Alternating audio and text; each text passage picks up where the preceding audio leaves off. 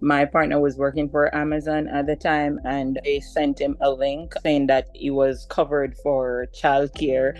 And I was like, wait, I I'm looking for childcare, so let me see what that's about. So I went in and I created the account, reached out to the care provider that was provided to him, actually set us up for childcare for a jury weekend that we needed that weekend.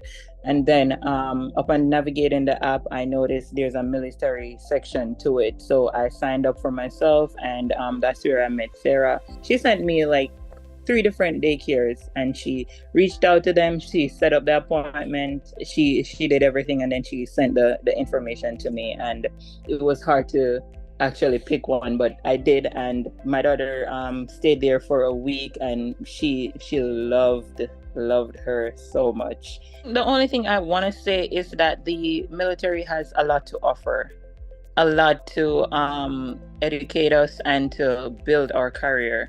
But in order to get that done, like for me, before I moved in with my partner, I was a single parent, and I enjoy my job. I love the military, but I also need to put my child first.